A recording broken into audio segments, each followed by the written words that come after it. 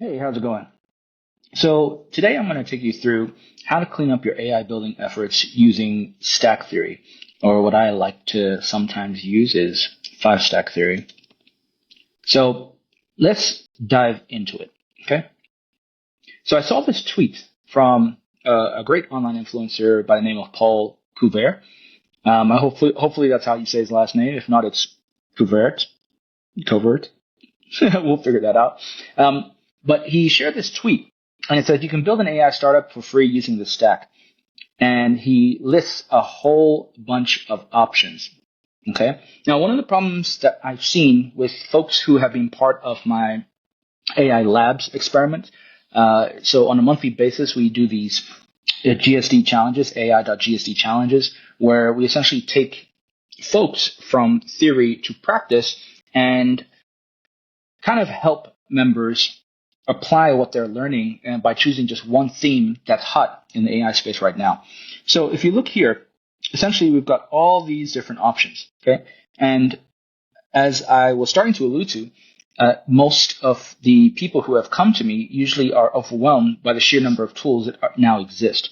So I think it's important to one, step back, figure out what your sort of stack profile is, and I'll talk more about this later, or put in a link for you to figure out what your stack profile is, and then align the AI tool that is essentially best suited to your profile. Okay, this will allow you to essentially navigate the digital tech space a lot more effectively, because if you know what your profile is, it won't matter what type of tool comes out. You can essentially just swap in or implement the tool that is most aligned with your profile. So here, what we're going to do is we're going to just map out all of the tools that Paul is talking about. And if you do want to learn more about stack theory or five stack theory, there is his video by the same name that you can check out. Okay, so let's dig into it. So I am going to add some things here. We're going to start off with the LLM models that Paul is talking about. Okay, because there's a lot of different categories within the AI space already, and you kind of need to know what they are before you can even get started. So I'm going to just do this, and I'm going to put in one called vibe coding tools. That's what I'm going to call this. Okay, and I'll explain what vibe coding tools are. Okay, so we've got Google Gemini, we've got DeepSeek, we have ChatGPT, and then we've got AI Studio. Okay.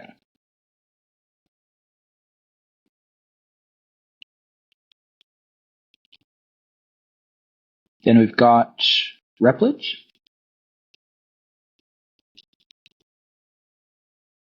And we've got Cloudflare. Now, the Cloudflare is more for deployment. So this is going to be a separate category. And even just breaking down what Paul has done, I'll then show you how you can consolidate, right, stuff based on five stack theory. So we've got deployment, and then we've got monetization. Well, let's call it payment rails or payments. Okay. So under deployment, I think he's put Cloudflare, and then monetization with Stripe.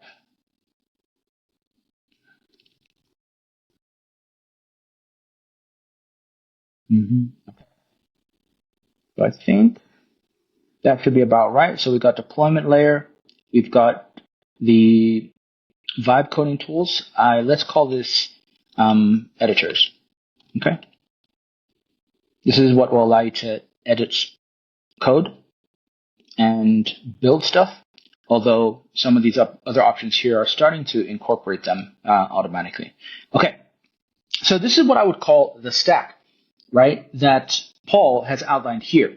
Now, he's just listed out the tools, and most people do not see these stacks, but they exist. Okay, so what's happening is you actually have a very clear flow here. And I'm going to show you how this translates into reality when you're actually building this stuff. Okay? So when you're building an application, right, especially with AI now, there's multiple routes that you can go. But the one that Paul has shared here, the flow that probably makes the most sense is to start with something in Google Gemini. This is for ideation. And so I'm going to put this here. All right. And then after ideation, we go down and then we have prototyping. Okay. So this is where you start to, prototype the things that you might be having ideas for up here on the LLM side. Then this is essentially publishing. Okay. So I want to put that there. And then payments, well, payments is payments, getting paid. Okay. And so from this, right, you would start in an LLM like Google Gemini, or ChatGPT seems to be actually quite popular for a lot of folks. So if you wanted to, you could also still have that come into here. You then, from within Google AI Studio, you can connect to a tool called Cloudflare, which comes from Amazon, I believe. Is Cloudflare Amazon? Let's go here. Yeah. So AWS Cloudflare. Okay. And then from there, you would essentially incorporate Stripe for payment aspects, but the Stripe integration would probably be integrated into the editor. Okay. And so if we were to take, say, that, this is kind of what it would start to look like. Okay. So even though we've got this sort of hierarchy going down this way, payments, I mean, at the end, you do want to get payments, right? But this payment layer will need to be integrated into the editor as you're building stuff in order to set things up properly. Okay. Now, going back to 5-stack theory, what is this? This theory essentially is a theory of mine that states, whatever it is that you're trying to do, right? Say you're looking at your project, try to keep to 5 stacks or 5 categories within your stack, and keep to maximum 3 tools per category within the stack. And why? Because essentially, the more that you start to add tools to your projects, to your workflows, etc., the harder it becomes for human beings to deal with this cognitively. Most people don't actually keep track of the apps that are coming into their ecosystem, and especially when you start to add tools or applications from other people, this is where the confusion and overwhelm comes from. And so I tend to like using something like this, right? So let's call it the 5-3-1 rule, right? So you have 5 categories max within sort of the ecosystem, 3 tools per category, right, within your stack. And what do I mean by this? Okay. So the task here is to build something with AI. So our stack category is AI. Okay. But for this potential project, right, we essentially have, as you can see, these 5 layers. Okay. So I'm going to try and put it here.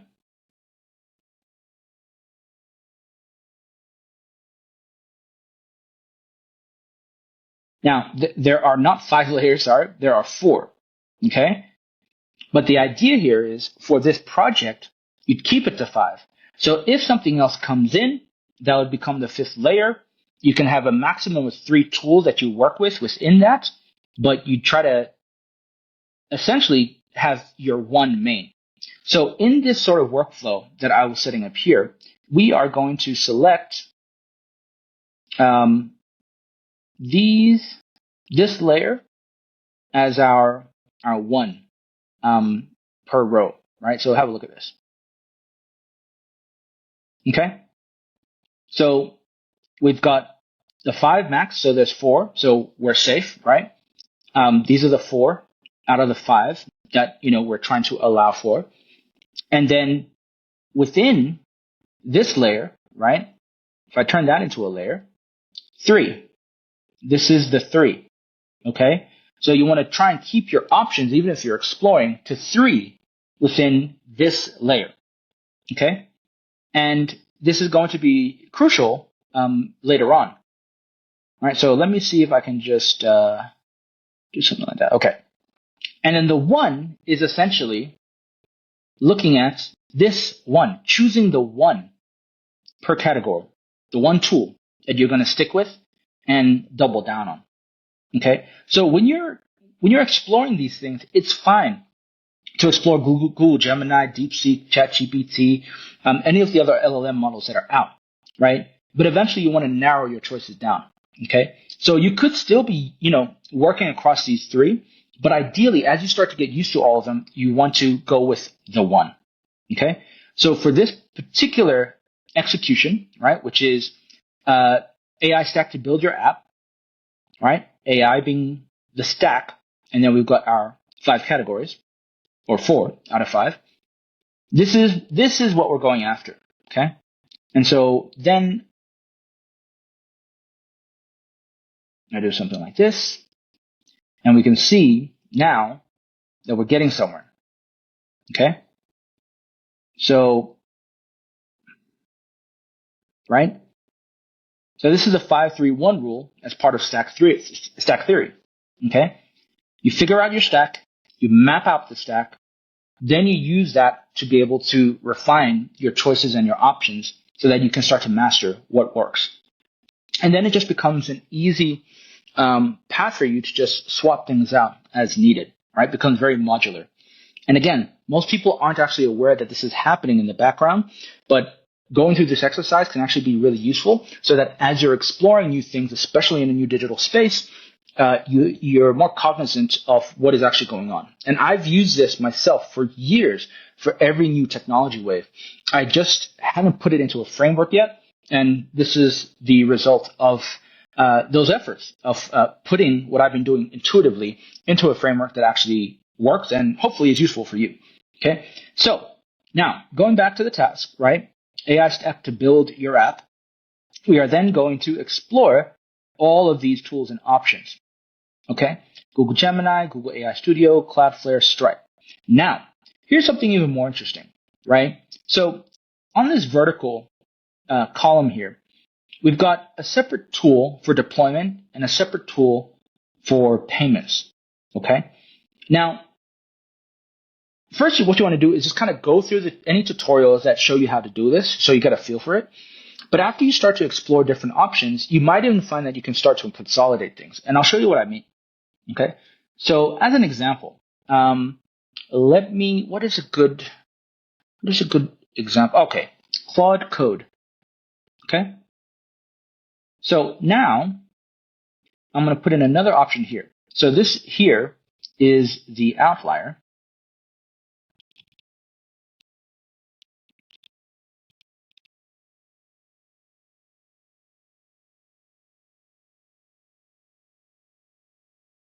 Okay.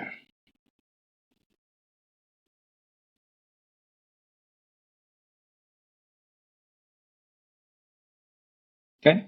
Now I'm calling this an outlier to test because this is actually the reality of what happens for a lot of folks that I work with is they'll get so caught up in all the new tools coming out, but without even knowing what's their baseline. And these outliers start just stacking up. And when these outliers start stacking up, what that does is it becomes cognitive overload. Okay. So I'm going to put that big here. Okay. So anytime you have these outliers,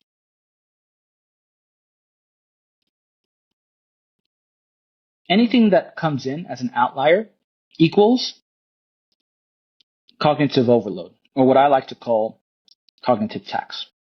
Okay. So now that we are familiar or have a better visual, right, to explain what's going on with the sheer number of tools that end up entering our cognitive space on a day-to-day basis, we can now try to sort this out in a clearer manner. Okay. So what I'm doing here is I'm just putting out some other LLMs that might enter your space, right? That you might want to try. Now, here is potentially one that might be worth looking at. Okay. And why?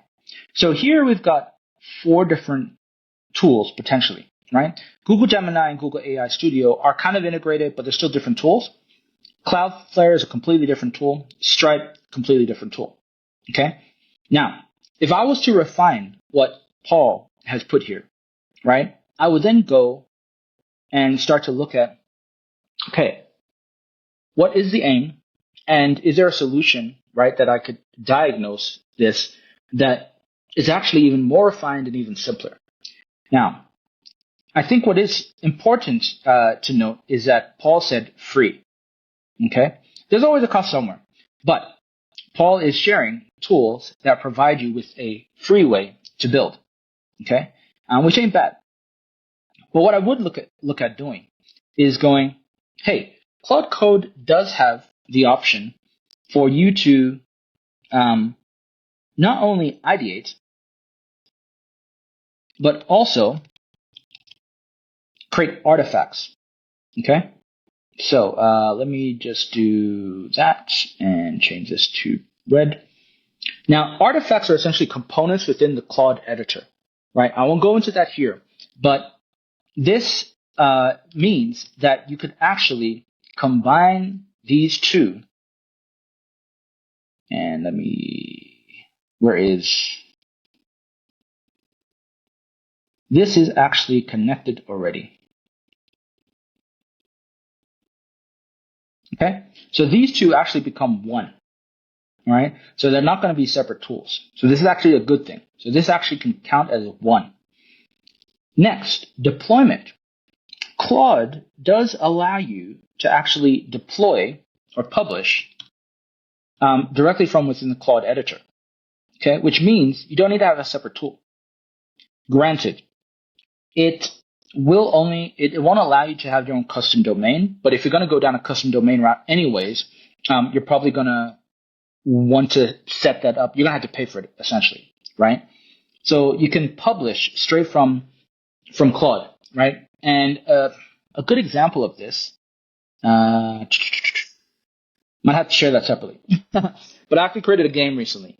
And the good thing is that through Claude, I can publish the URL. It might look messy, but you can actually mask that URL with something that you already own and just have it redirect to the Claude thing. And this is potentially a free way for you to do this. Then you've got payments. Okay. Now payments does get a little bit more trickier. All right. If I build something and I do want to create payments, I could still use Stripe inside here, and this would just be integrated into Claude. Right. So when I'm ideating up here, I'm gonna say, hey, help me use Stripe. Now you might get into some limitations, but this, if you're looking for free, this is an option. So what this means now is that you actually have 3 different layers that previously had different tools, but actually it could all be collapsed into one. So what this does is it takes you from having 4 out of the 5, right, in our stack down to just 1. And the only difference in the stack now is you went from, the 4 layers down to 2.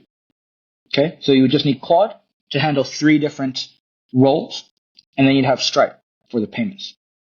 Okay, now to go even further, right, you might actually want to use a tool like Lovable, right? So this then goes down to the editors layer, right? Now I'm going to add a few here, okay? So bolt.new, and then let's say V0. V0 is one I love using as well, okay? Now, Again, for ideation, you might want to use, these LLMs up at the top, but there are new options that are coming in that might allow you to even skip this step if you're just going straight for the build and just build on this layer, right? Again, collapsing your options. Okay. Now, if I apply the same logic, Lovable does allow you to publish automatically from within Lovable itself. So you wouldn't need a separate tool like Cloudflare. Okay. I actually really like V0. If you're looking at free options, V0 is probably my favorite. And you can also publish directly from within V0. And because it uses Vercel, as opposed to Lovable, this is all from the same company. V0 is from Vercel. And Vercel, if I was to put it onto a deployment layer, it would be here. Okay. So V0 by Vercel becomes the same company. And what the stack would then look like.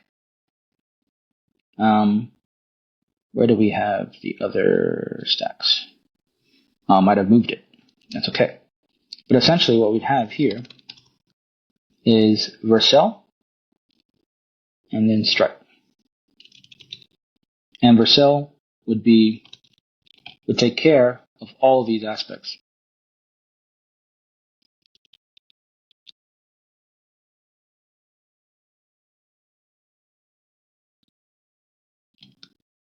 And then Stripe, you add in as a second layer. But now, if I was to look at Paul's original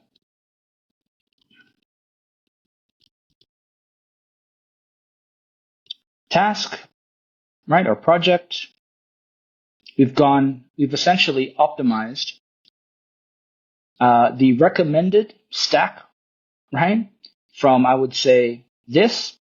So it would be a 4-layer stack down to a 2-layer stack. That helps you achieve the same outcome. Okay, so if you found this useful, do let me know in the comments. If you have any questions, ask away. And if you are at all interested in applying this theory in practice, you can check out, if you go to challenge, I'll put this URL here.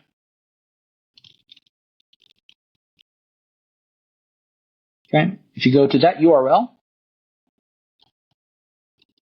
hopefully that is the correct URL. Give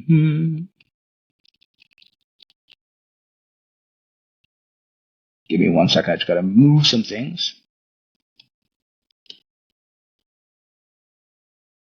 Yeah, so it is challenges.georgeclc.ai. Every month, we will take members through this process of mapping out your stack, seeing what you currently have in your ecosystem, cleaning up any tools that might be causing you cognitive overload, and then applying our systems and frameworks to be able to achieve your goals. Okay, so like for this particular goal, it was to essentially build with AI, but for free. So if that would be a goal for the month, then we would essentially help you execute on something like this with the group. Okay? All right. So there you have it. Check out challenges.georgeclc.ai if you'd like to learn more. And again, if you have any questions, just let me know in the comments. Till next time, speak soon.